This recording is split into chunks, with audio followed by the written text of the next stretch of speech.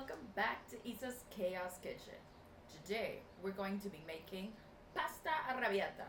Now, arrabbiata in Italian means angry. This is basically angry sauce. Why is it angry? Because of the peperonccino. Woo! Chili peppers. Look, I have this little thingy that I got in Napoli because this is how they dry the chilies in Italy. They stack them like this. We have a little arrabbiata for us. So, this sauce is so easy to make and is such a cloud pleaser. No, it's a crowd pleaser. So I'm gonna show you how to make it. So you need tomatoes, garlic, and chili pepper. Basically that's it. Can you believe it? Can you believe that I'm making a recipe that calls for garlic and chili pepper? It has another ingredient. Albahaca. Oh, this smells so good. But that's it. That's what you need. And olive oil. These four ingredients, no joke, make one of the best pastas out there. Like, listen to me. This is something you must do. This woman lives behind a suffering child. I jest. Let's make this. I'm gonna serve myself some wine first because it is fucking hot. Chin chin, let's get to cooking. So first things first, put some water to boil. Measure out everything we're gonna need. I think that's the best course of action. Let's measure out. I think the albahaca will use the whole thing. I'm gonna do 5 garlics. So you will need 1 kilo of tomatoes.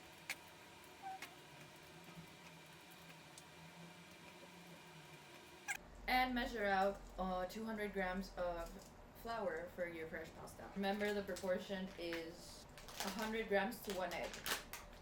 So you have your flour here. This is measured. Get 2 eggs. Crack them. Woo-hoo.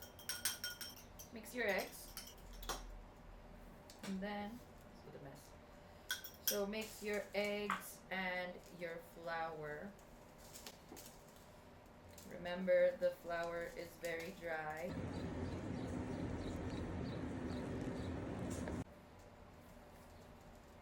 Okay, fuck it.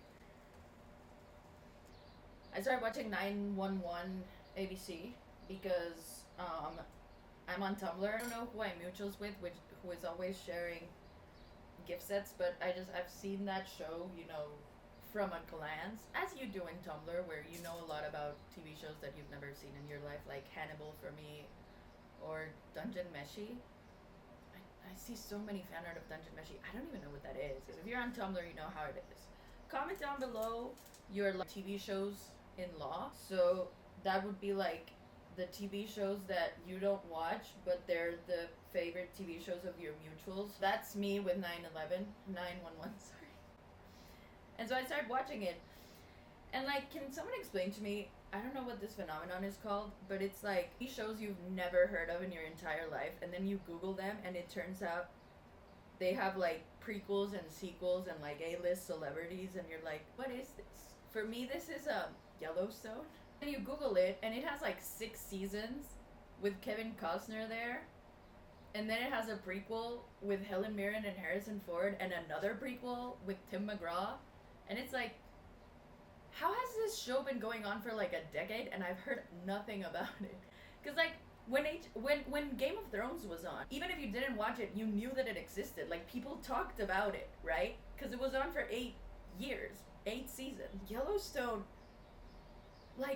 what's the cultural significance? People aren't discussing Yellowstone. Who's watching? Is it boomers? It's always boomers, right?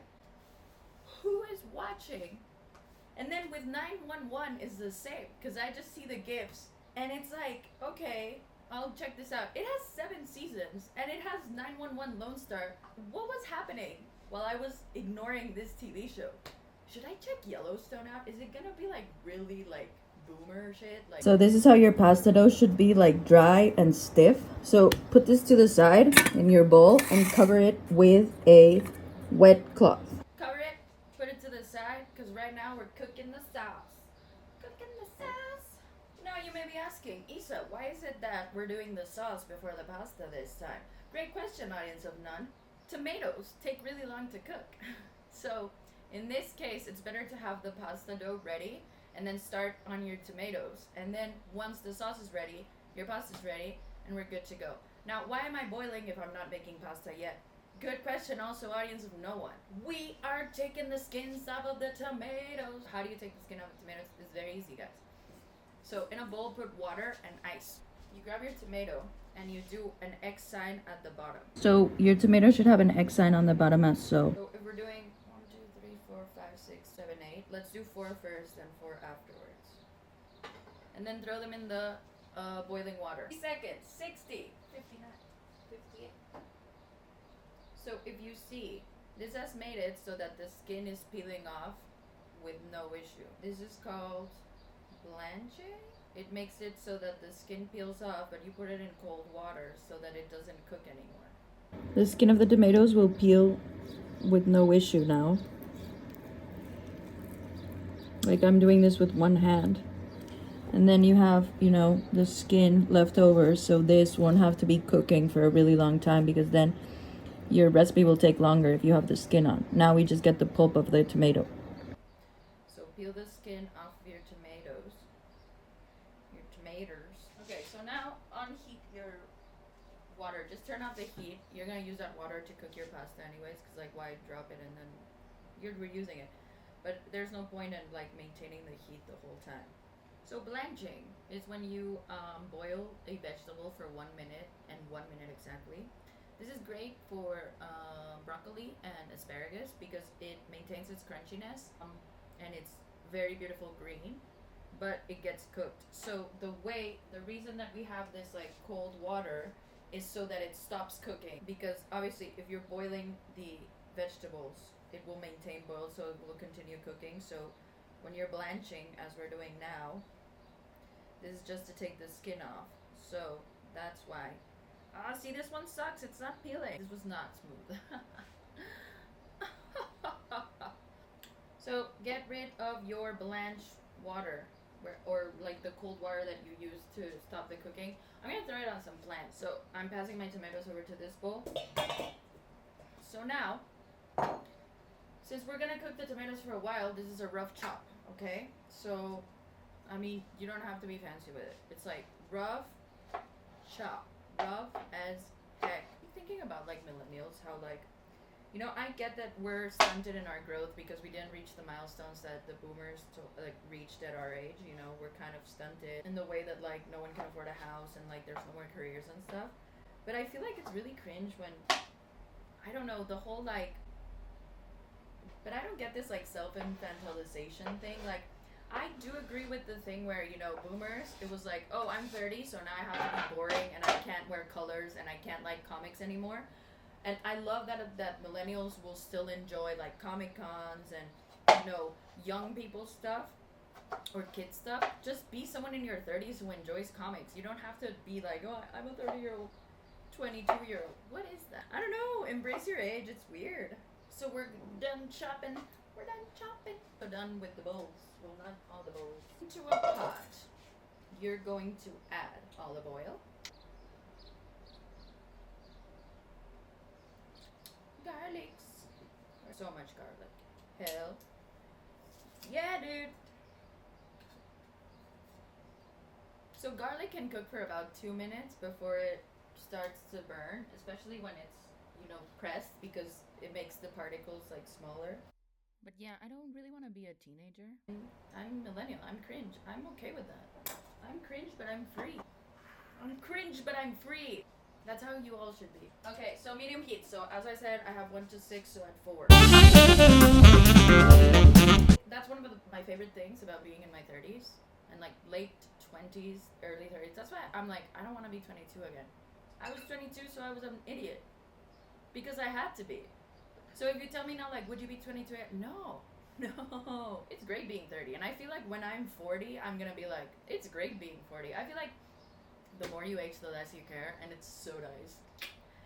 Okay, so you're heating up your garlicies. So your garlics have been cooking for about a minute. So it's time to add your peperonccino. Because, no, pecorino. Peperonccino. I know one is a cheese and one is this. Okay, so add about a tablespoon. You can wing it. It's like this. A lot, because you want it to be angry. It's angry sauce, arrabbiata. 20 seconds, no more, because if not it burns. Tomatoes in. Woo! Now what you want to do with tomatoes is kind of like press them down to break them up. Add salt so it releases a lot of the water. So now that your sauce is cooking, let's make some pasta. So take your pasta and cut it into 4.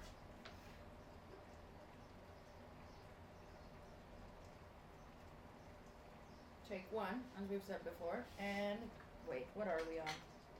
1. I'm trying to make it equivocal. Equitative? Equitativo? So remember, press it and then fold it like this. Pass it about 5 times. There is this type of Chilango slang, which is kind of like dad joke slang, I guess. But it also has this rhyming scheme thing going for it. It is very typical of dads doing these types of jokes, but it's so much fun to talk this way. Like, I love talking that way. I'm gonna tell you this.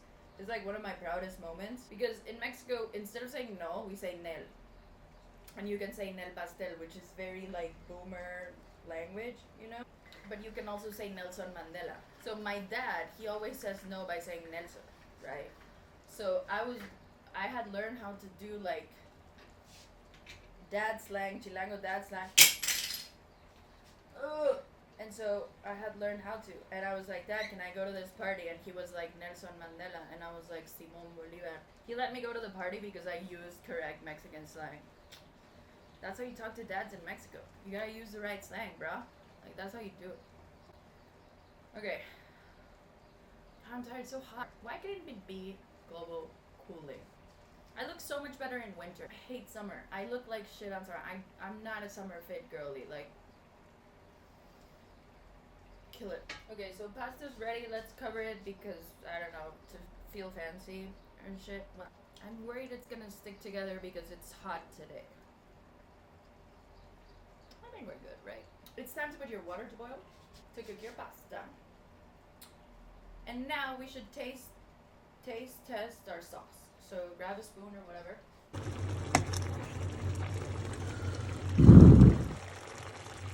Ooh, that is spicy. It is angry at me. So, the good thing about this pasta is that the whole point is that it's a lot of tomato and a lot of alpaca, so let's use all of this shit. That's why we bought it, you know? In previous episodes, let's cut up our alpaca. There's some small ones that we can just put to the side. Grab the leaves, the small leaves, and the other ones, stack them up. You roll this up, and you cut it up, as so.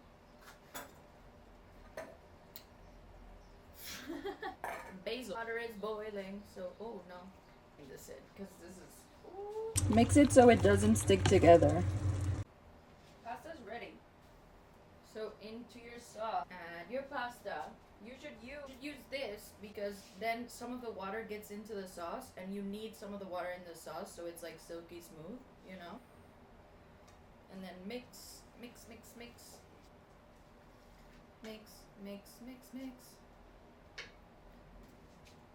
As so. Oh, shit. And into this, add all of your basil. Hello. And now, grab your plate. Grab a hefty piece of pasta and sauce.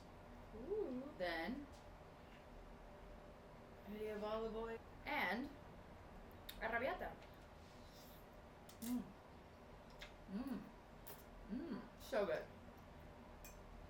With the like tomato pieces and the basil. Arrabbiata is such a crowd pleaser. So good. Maybe add less spiciness. Maybe do like half a tablespoon instead of 1 full teaspoon because I did kind of go overboard. I can handle it because I'm Mexican, but you'll scare away your European friends. Anyways, make this enjoy. Tell me all about it. Bye.